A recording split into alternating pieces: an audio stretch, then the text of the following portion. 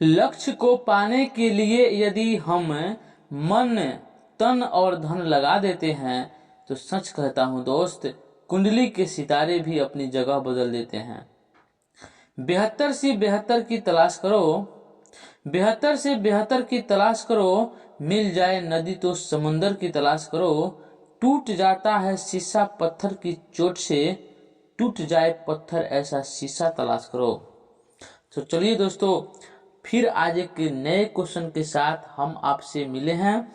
उस क्वेश्चन को आज धुआं उड़ाने वाले हैं।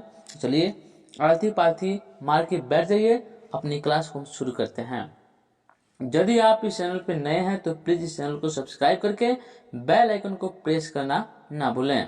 वीडियो अच्छा लगे तो लाइक भी कीजिए। हाँ, आप वीडियो को शुरू से लास्ट तक देखिए, तभी आपको फायदा मिलेगा।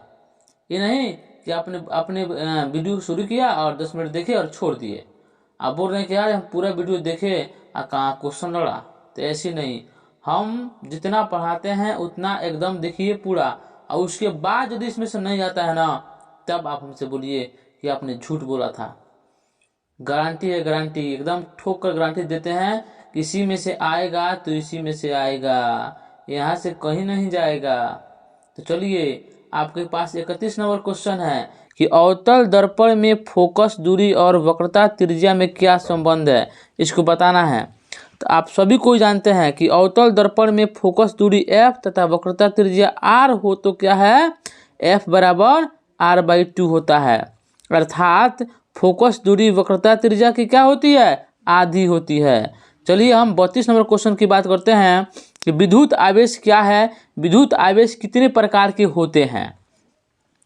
तो विद्युत पदार्थ, तो किसी पदार्थ से इलेक्ट्रॉनों का बाहर निकलना, किसी पदार्थ से इलेक्ट्रॉनों का बाहर निकलना या पदार्थ में इलेक्ट्रॉनों का ग्रहण करना धनावेशित तथा ऋणावेशित होना कहा जाता है। अगर मान लीजिए किसी पदार्थ से इलेक्ट्रॉन बाहर निकल गया या पदार्थ ने इलेक्ट्रॉन को ग्रहण कर लिया, तो हम ये नहीं समझते हैं इलेक्ट्रॉन बाहर निकल गया तो धनावेशित हो गया, और अपने आप को एक्सेप्ट कर लिया, ग्रहण कर लिया, यानी किसी पदार्थ से इलेक्ट्रॉन ग्रहण कर लिया तो ऋणावेशित हो गया। ठीक है, तो इस प्रकार इलेक्ट्रॉनों के जो आदान प्रदान होते हैं ना, उसी को क्या कहते हैं, आवेश कहते हैं। आगे समझ में।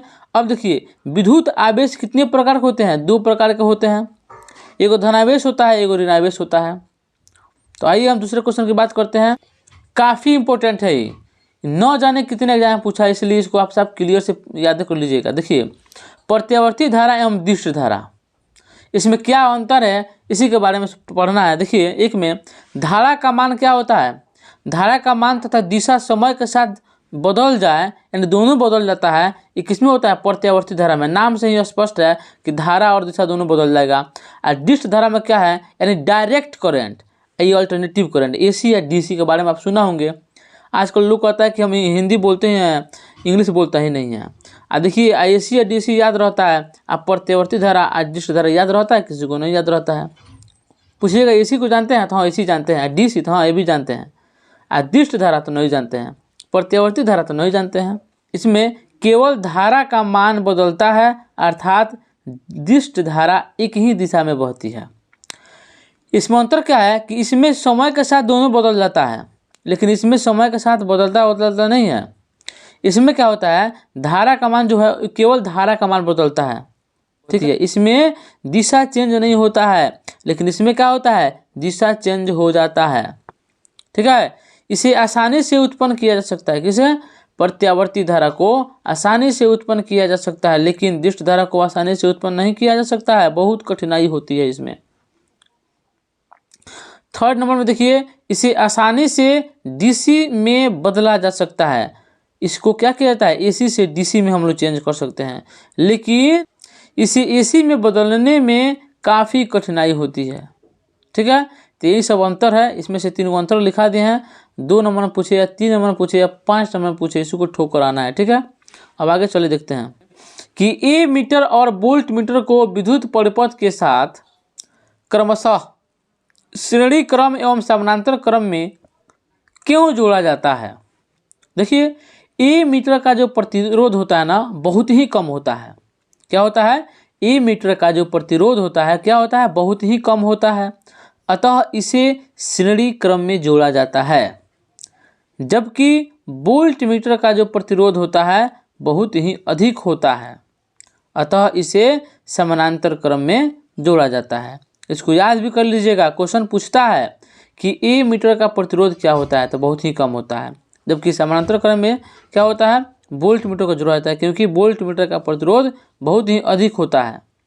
परिपथ में ए मीटर, विद्युत धारा तथा वोल्ट मीटर क्या होते हैं, विभवांतर मापता है इसको। अगले क्वेश्चन की बात करते हैं, यानी 36 नंबर क्वेश्चन की बात करते हैं। देखिए, जीवाश्मी ईंधन की क्या हानियां हैं। देखिए हानियां बता रहे हैं आपको। इसमें भंडारण सीमित है, जीवाश्म ईंधन जो है इसका भंडारण क्या है, सीमित है। इसके प्रयोग से प्रदूषण बहुत अधिक होता है। इसके बनने का दर बहुत क्या है, कम है। ये बहुत जल्दी जल्दी नहीं बनते हैं, इसका दर जो है बनने का बहुत ही कम है। ठीक है, अब हमारा 37 नंबर क्वेश्चन है जो काफ़ी इंपॉर्टेंट है, इसे आप देख लीजिएगा।